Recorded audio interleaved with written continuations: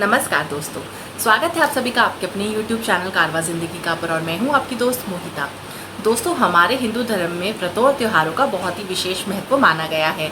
हर महीने में 2 एकादशी तिथि आती हैं, यानी एक साल में 24 एकादशी तिथि होती हैं। लेकिन क्या आप जानते हैं कि एक एकादशी तिथि ऐसी भी है जिस दिन अगर आप व्रत करते हैं और बाकी 23 एकादशी नहीं भी करते हैं तो आपको समस्त 24 एकादशियों का जो पुण्य है, जो फल है, वो इस एक एकादशी के व्रत करने से ही मिल जाता है। जी हाँ, आज की इस वीडियो में मैं आपको ऐसी ही एकादशी तिथि के बारे में बताने वाली हूँ और आपको ये भी बताऊंगी कि इस दिन आपको कौन सी चीज़ें करनी चाहिए जिससे आपको भगवान विष्णु की विशेष कृपा प्राप्त होती है।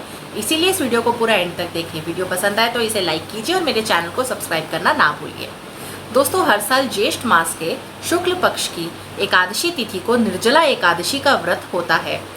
क्योंकि जो एकादशी है वो विष्णु भगवान को समर्पित है, इसीलिए समस्त एकादशियों में भगवान विष्णु की पूजा की जाती है।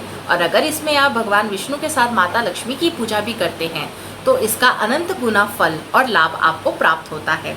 इस साल जो एकादशी तिथि है वो 20 जून शाम 4:21 से शुरू होकर 21 जून यानी दिन सोमवार को दोपहर 1:31 तक रहेगी। इसमें जो व्रत का पारण समय है वो 22 जून को सुबह 5:13 से सुबह 8:01 तक है। आइए अब जान लेते हैं इसके महत्व के बारे में। दोस्तों, कहा जाता है कि महाभारत काल में श्री वेद व्यास जी ने पांडवों को निर्जला एकादशी व्रत का महत्व समझाया था। भीम के बारे में सभी जानते हैं कि उनके पेट में वृक नाम की अग्नि थी, जिसे शांत करने के लिए उन्हें अनेकों लोगों के बराबर भोजन करना पड़ता था। जब वेद व्यास जी ने उन्हें निर्जला एकादशी व्रत के बारे में बताया तो भीम ने कहा कि मेरे इस वक्र अग्नि के कारण मैं एक दिन तो क्या, एक पल भी भूखा नहीं रह सकता हूँ।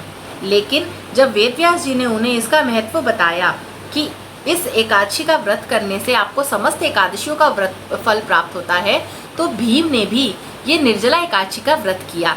इसीलिए इसे भीमसेनी एकादशी या पांडव एकादशी भी कहा जाता है। दोस्तों, अब जान लेते हैं कि इस व्रत की विधि क्या है। आपको सवेरे जल्दी उठकर स्नान करना चाहिए। उसके बाद अपने मंदिर में भगवान विष्णु की मूर्ति या चित्र के आगे दीपक जलाना चाहिए। विष्णु जी का गंगा जल से अभिषेक करना चाहिए। उन्हें पुष्प और तुलसी अर्पित करनी चाहिए। उनको जो आप भोग लगाते हैं उसमें तुलसी पत्ता होना अनिवार्य है, क्योंकि तुलसी को माँ लक्ष्मी का रूप माना जाता है। और इस दिन अगर आप विष्णु भगवान के साथ माता लक्ष्मी की पूजा करते हैं तो आपको अनंत गुना फल की प्राप्ति होती है। भगवान विष्णु और माता लक्ष्मी की आरती करनी चाहिए। इस दिन आपको भगवान विष्णु जी के मंत्र ओम नमो भगवते वासुदेवाय नमः, ओम नमो भगवते वासुदेवाय नमः, इस जो मंत्र है उसका 108 बार उच्चारण करना चाहिए। ऐसा करने से आपको भगवान विष्णु की कृपा प्राप्त होती है।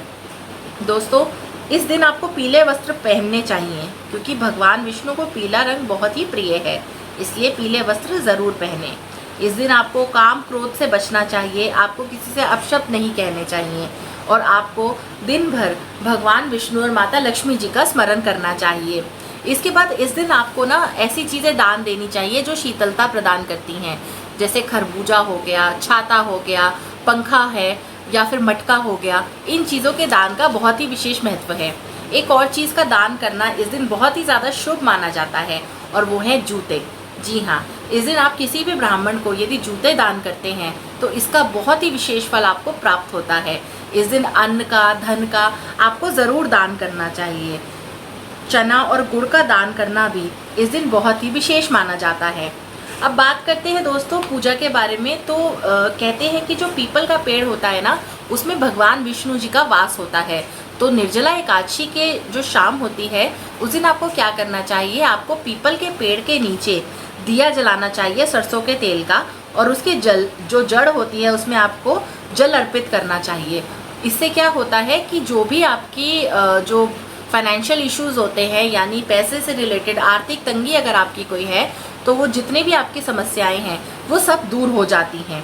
इसके साथ साथ क्योंकि इस बार निर्जला एकादशी पे सोमवार का दिन है, यानी कि महादेव का दिन है, तो इस दिन आपको महादेव और माता पार्वती की पूजा भी करनी चाहिए। इसका बहुत ही विशेष फल प्राप्त होता है। आपको भगवान शंकर जी को गंगा जल से अभिषेक करना चाहिए उसके बाद में आपको उन्हें दूध चढ़ाना चाहिए और इसके बाद उनके आगे घी का दीपक ज़रूर जलाएं। माँ पार्वती को 16 श्रृंगार का सामान चढ़ाएं, जिससे कि आपका जो सुहाग है वो बना रहता है। इसके बाद आपको इस दिन क्या करना चाहिए, आपको विष्णु पुराण या फिर सत्यनारायण कथा या फिर रामायण का पाठ अपने घर में करना चाहिए, क्योंकि ऐसी मान्यता है कि अगर आप ये पाठ घर में करते हैं तो जितनी भी नकारात्मकता है वो सब दूर होती है और एक सकारात्मक जो एनर्जी है, जो पावर है, वो आपके घर में आती है।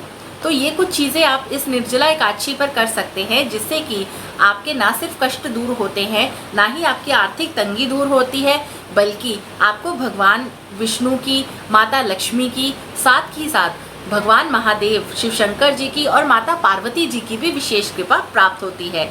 इस दिन तुलसी के पौधे में भी दीपक लगाना ना भूलें और उनसे हाथ जोड़कर ये प्रार्थना करें कि आपके जीवन की शीतलता, मधुरता बनी रहे। तो दोस्तों, मैं आशा करती हूँ कि निर्जला एकादशी का व्रत आप ज़रूर करेंगे। विश्वास रखिए, इसका बहुत ज़्यादा महत्व है और इससे आपको बहुत ही विशेष फलों की प्राप्ति होती है।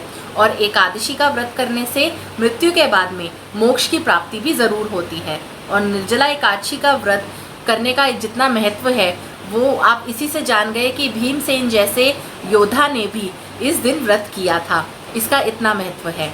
फिर मिलती हूँ आपसे एक नई वीडियो के साथ, तब तक के लिए धन्यवाद दोस्तों।